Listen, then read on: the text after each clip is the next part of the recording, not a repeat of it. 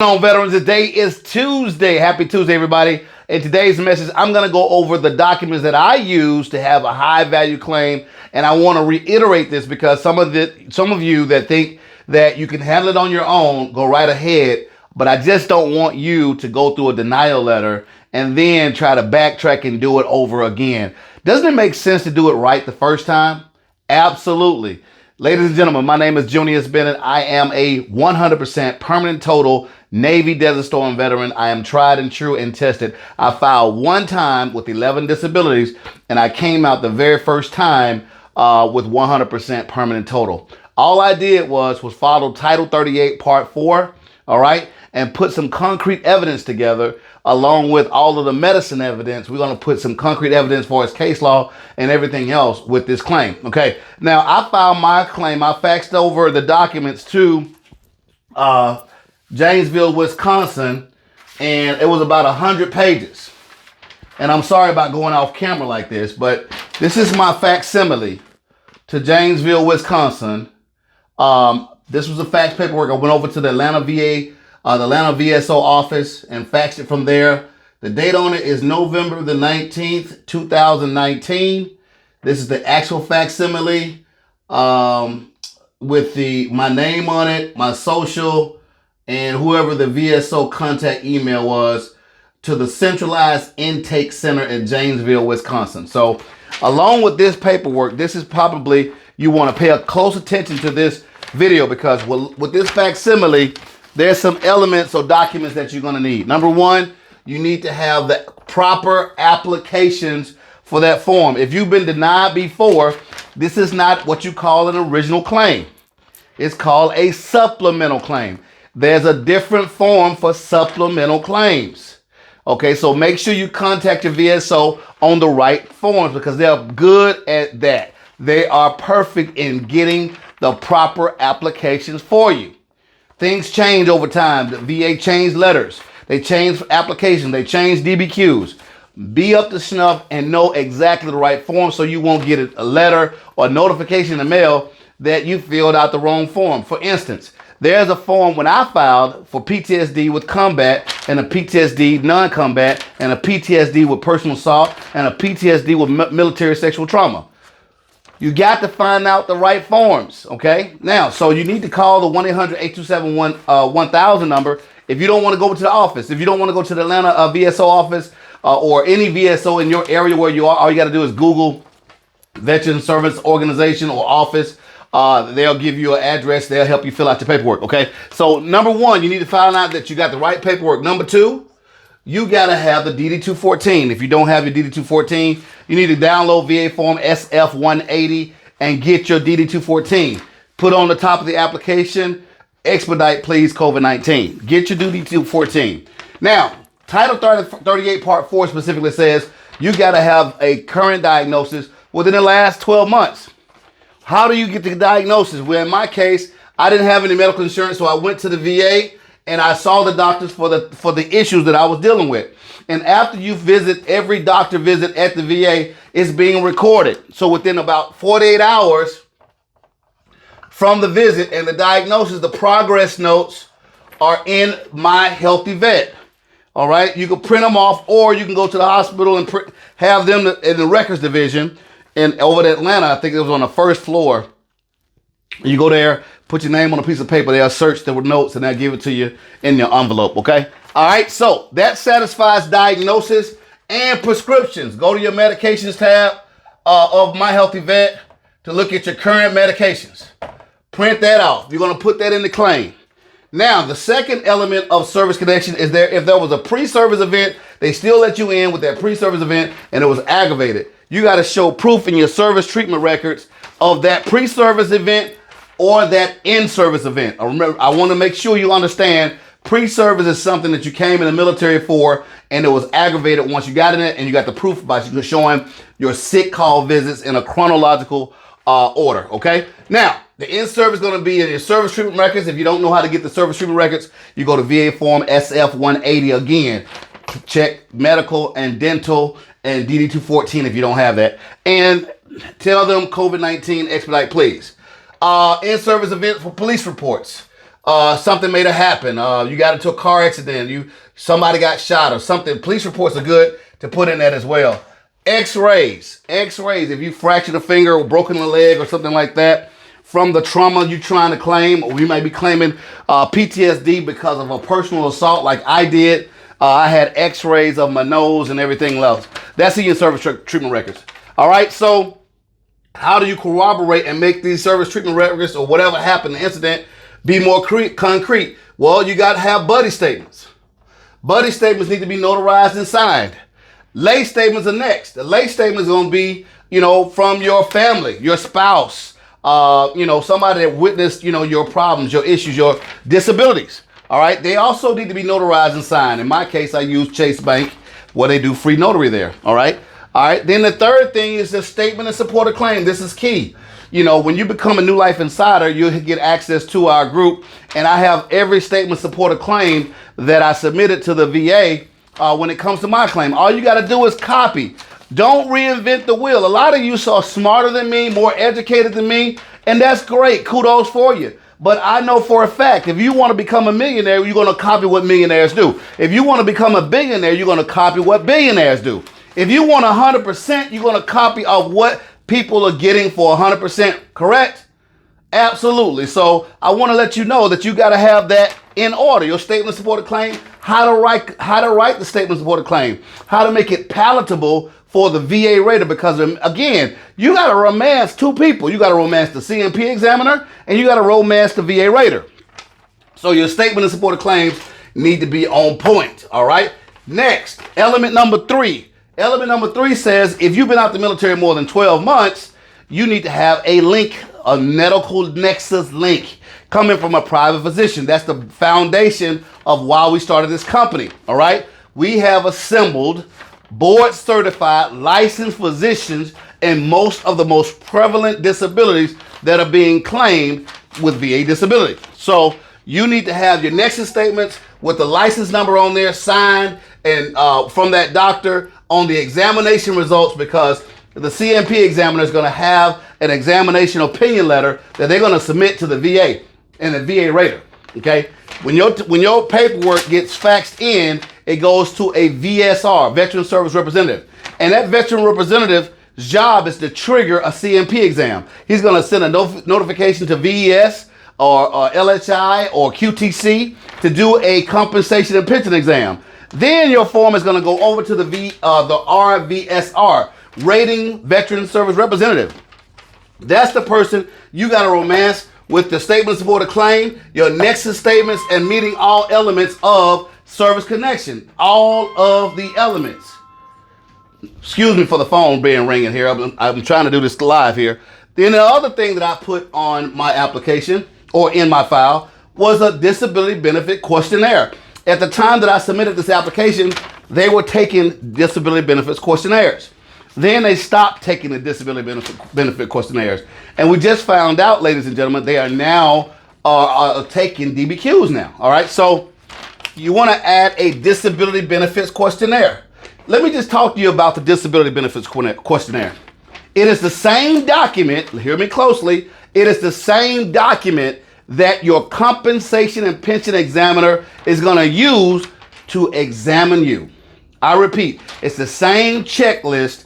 For instance, word by word, line by line, they're checking off this stuff so they can put it in the VBMS system. Okay. All right. Now, it would behoove you to find the proper DBQ for your disability. All you got to do is Google DBQs, VA DBQs for your issue. And they got the documents right there. You can download them and bring them to our doctors and have them to fill that out as well. All right. So if you don't have those, you need to go ahead and Google them and get them done. Or familiarize yourself with the DBQs. Now, if the doctors have a problem with that and they need a little bit more money, it behooves you to go ahead and do that, okay? Pay a little bit more money to get your DBQs done, all right? So, DBQs, again, stands for Disability Benefit Questionnaires. These are documents can be easily found for free on the va.gov website. All you got to do is Google VA DBQs, all right? So, we got those. Then, there's a Library of Medicine website that I used called pubmed.gov. Pub as in publication, med as in medicine, PubMed.gov. I want you to search articles that correlates with your case. So let's just talk about, for example, and excuse me for going off camera, and let's talk about some articles that I used in my claim process. Let's see here. Articles that I use from PubMed.gov. Here's one. This is actually the reason why I have this for you, because I want you to understand I went through the fire for this, okay? This is noise at sea, characteristics of extended shift noise exposure among U.S. Navy aircraft carrier support. This is to support a tinnitus claim. Claiming tinnitus. I went to PubMed.gov and found how noise exposure interferes with veterans, all right? So this is compelling evidence. Why did I use PubMed.gov? Because it's a government website for doctors, world-renowned doctors. That's in the file. All right, so I'm gonna pull up, let's back up a little bit. I'm gonna pull up a skin DBQ, skin disability benefits questionnaire that I had my skin doctor to fill out. Okay, dealing with PFB, that's no shaving, and also my skin records. Okay, and notice I said service treatment records. If you got the service treatment records, this is where, I don't know if you guys can see this, but this is Naval Hospital Branch, Great Lakes, Illinois, September 20th, 1991. So I came in with some rashes right at Great Lakes Boot Camp, and here's my chronological health record with my name on it, my social at the bottom, and this was dated September 20th, 1991. I served from 1991 to 1995. So to support this PFB and this rash thing, I went on and downloaded the Skin Diseases Disability Questionnaire. Now, this Skin Diseases Disability Questionnaire, does the veteran now have or has the veteran had a skin condition? Okay. Now, they're going to check yes. Other skin conditions, pseudofolliculitis Barbie is written on here, and tinea versicolor. ICD code. The skin doctor wrote the ICD code. You don't know what that is. Date of diagnosis says October 28, 2019 on both of them for the PFB. I got 30%, by the way, out of this. All right.